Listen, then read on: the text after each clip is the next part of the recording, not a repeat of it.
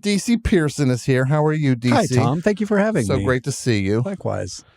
You're a New Yorker. I am now, yeah. And then before that, I was an LA. You were an LA dude before. And then before that, I was a New Yorker before that. So you went from New York Yes.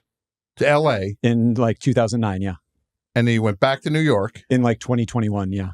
Now this is not that I'm not excited that DC Pierson's here. Of course I'm excited DC Pierson's here. Thank you. But we're swinging over this side. Now this, Mary Houlihan, you're back. I'm back. How are you? I'm really good. It's so exciting. You're here for a little bit, Mm-hmm. right? Mm-hmm. And you're having fun. Mm-hmm. Have you been a prankster, Mary, DC? I'm not a huge prankster. No. But as a kid, did you do pranks as a kid? No. No? No. You're just well behaved? No. Okay. I was full of sass. So you're full of sass, but Verbal pranks. Yes, pranks weren't really my style. Okay. Yeah. So you wouldn't trick anybody in your family? No, I would just point out adults' shortcomings. So you were just mean. You were just a mean monster. No, I was sweetie. Of course, but you're just what would you say to an adult? Oh, one time I remember in school, this teacher got really mad at me, and all the other students were like, "Wait, he's like really mad at you. It's kind of scary." And it was because he was wearing a tie over a button-up shirt. Yeah. And the back of the tie, he had tucked it into his shirt. Uh-huh. And I was just like, this guy got the back of his tie tucked into his shirt. And he hated me afterwards. Because you were just singling him out. Yes. So now, because that is every adult's worst nightmare, is a child hitting a bullseye and destroying them with their candid ways. So that was you, Sassy Mary. Yeah. But you were not a prankster. Did you do prank phone calls ever? Sometimes I would call boys and I'd be like, "Who do you like?" What would you say? They know it was you? Yeah. So you'd call a boy, you'd be like, "Hey, Tyler, it's Sassy Mary." Yeah. But you just called yourself Mary, of course. The Maryster. Yeah. And you'd say, "So who do you like?" Yeah. You like anybody? And then they'd say, I like Rachel. No, they'd be like, "Nobody." And I'd be like, "Okay, thank you. See you at school." Sounds like you were going down a list. Yeah, Thank you. This is not exactly It's like an auto dialer. Goes to the next more boy. like a survey. Yeah. So, but what was the goal? To find out who they liked? Yeah. See if they like someone at the slumber party. Okay. That you were going to be at. That I was at. Oh, so you would call from the slumber party. Well, so we're at the slumber party and everyone's waiting on bated breath to see who Tyler likes. Okay. And is there one girl who's going to be crushed if Tyler says, like, no one? Well, usually someone's hoping that it's them. Yeah. Okay. DC Pierson, did you make prank phone calls? I didn't really make prank phone calls that I can recall. I didn't do a ton of pranks in general. I feel like I was a pretty good kid. However, I feel like I wasn't consistently doing pranks, but I was aware that they were a thing that you could and maybe even should do as a kid. Sure. And so as a just like by and large, super by the book, like would never point out the teacher has, I would just be like, I just want the teacher to like me. I would occasionally though, as some like quote unquote good kids will like take too big of a swing because I didn't have a good read on the situation. Like what would so like some of the only pranks that leap to mind are one time my brother and I were staying with my grandma, and this is in Arizona. We had like a little, it's called like a little chimenea. It's like a pot where it's like the side of it, is open and you have a little fire in there. And we were roasting hot dogs and we were roasting like s'mores and stuff like that in there. And at one point my grandma went into the house and I had an idea and I said to my brother, "Hey, I'm going to like smear ketchup on my face and hands. And then I told him to run into the house. And so he runs into the house and says, DC fell into the fire. And my grandma's, of course, Oh my horrified. God. Yeah. And I come out of the sort of darkness with like appearing to have burned my face and hands. She was horrified. I almost immediately was like, no, it's fine. It's just ketchup. It's just a joke. It's just a joke. It wasn't funny and it didn't feel good. And I scared my elderly grandmother who was taking care of us and had done a fun night for us. Yeah. That same brother, around that same age, again, way too big of a swing, but it didn't seem like it would be. He had this is like sort of when it was and what age he was. His like favorite toy was a little Abu doll from Aladdin. And it was really creepy where Abu is a monkey and he had like big eyes. And it was also a weird, like big plastic head. And it did look creepy. And I arranged it so that when he was coming out of the shower, the Abu doll's creepy head with the big eyes was peering around the corner.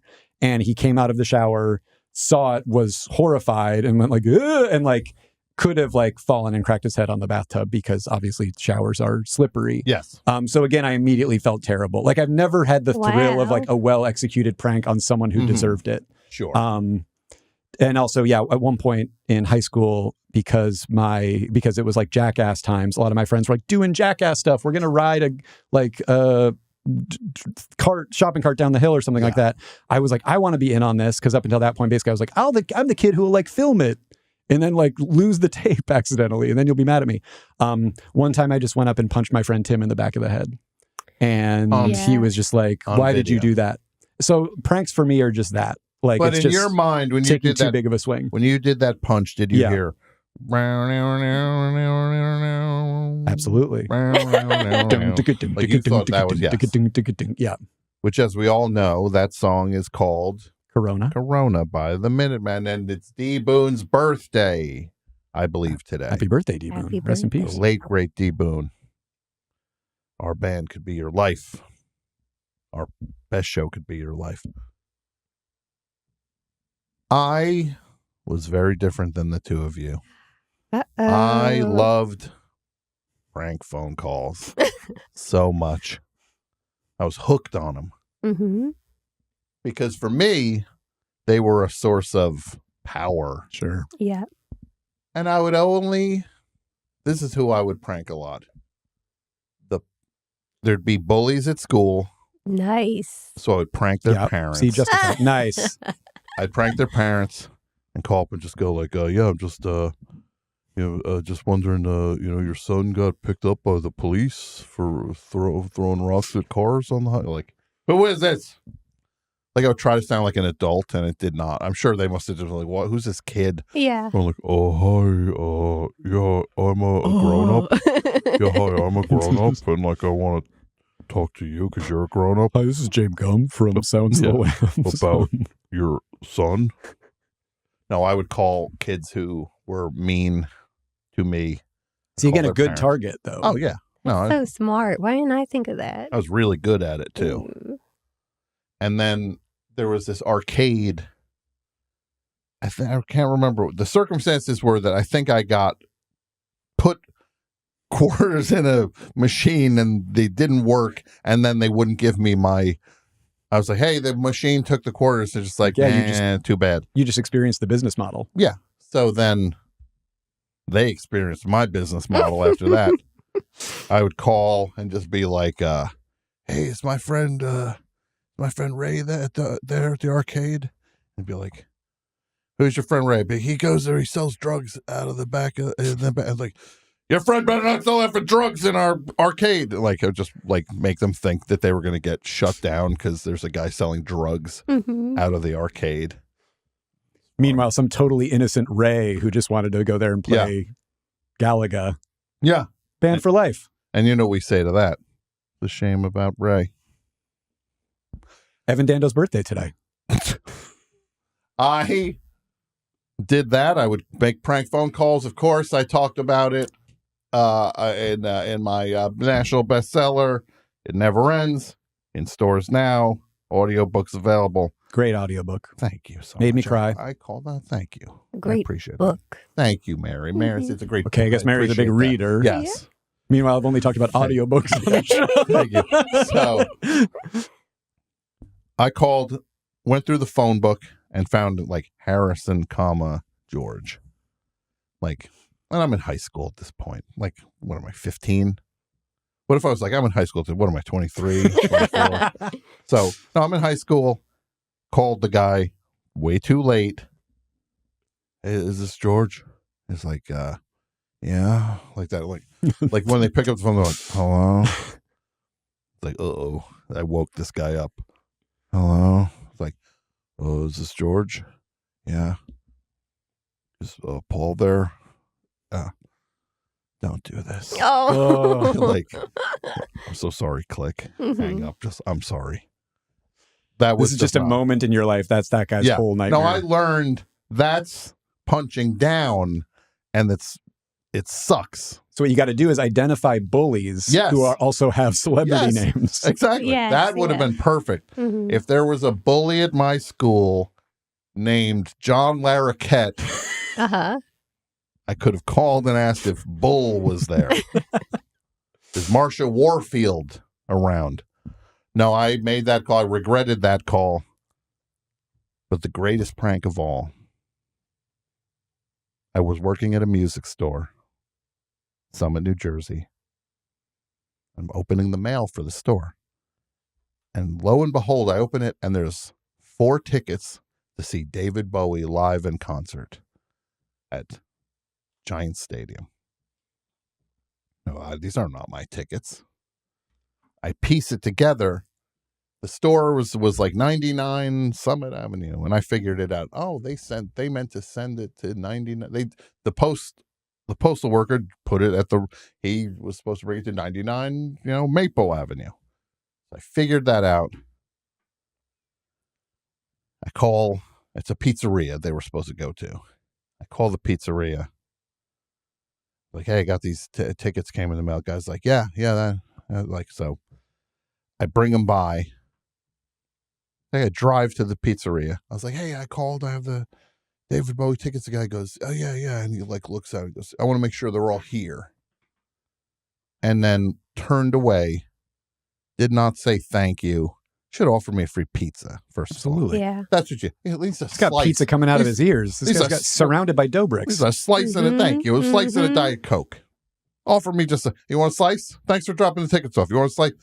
I want to make sure they're all here. Yeah, because I'm going to take one of the tickets and sit next to you at the concert. That was what happened. If I stole a ticket, I'm sitting. It's the guy who dropped the tickets off alone. Hey, you also like Tin Machine? With one of your tickets. It would not have. So I was like, you son of a. So I prank phone called this pizzeria. I would be like, hey, I want to order a pizza. And like, are you sure the pizzas are fresh? And the guy's like, the pizzas are very fresh here. And it's like, that's not what I heard. And the guy's like, what? People don't like your pizza. So I wound the guy up. I was like, how big is a large pie? He's like, whatever. It's like 16 inches. I was like, is that radius or diameter? And he's like, what? So I did that. Then I hung up. But the guy was really mad. And I taped it. I can't find the tape. I would listen to that so much. So I take all my paper route money. And I go to the Route 1 flea market. And I buy this Tor Johnson mask. Most amazing. It's like a really quality mask. And I got my money's worth out of that thing. I would like my family, my parents would have some people over, and then I would go as far back in the backyard. It would be at night, and I would just walk as far as I knew the light would hit that somebody could see someone in the backyard, and they'd be like, there's someone in the backyard. Like a weird bald man walking around the backyard, and I'm like, oh, my mother's like, that's Tommy. What's That's he doing? Thomas. Yes. No, they called me Tommy. That's Tor. Yeah, it was Tor. And they were not happy with that. But then the crowning achievement with that mask was on Halloween one year, I made a dummy on the front lawn with that mask on the top. And I put him in a lawn chair, just stuffed flannel shirt, stuffed pants. I just had I had it there for 2 weeks on the lawn. Everybody in the neighborhood's getting used to the dummy on the lawn. So then on Halloween, I got in the costume and then just slumped in the chair. And everybody's like, oh, it's a stupid dummy. And I would jump up because now it was alive. So, yeah, I guess I like a prank. Mm-hmm. The lead up to that one, it's the laying of the laying, right? The groundwork laying also feels important. Yeah. Yeah. Target selection, groundwork laying. Yeah. It wasn't like If I'd known these things years ago, I wouldn't have only targeted my grandma and my exactly. little brother. Let's talk about Jack. You're from England. What goes on over there when it comes to pranks and April Fool's Day?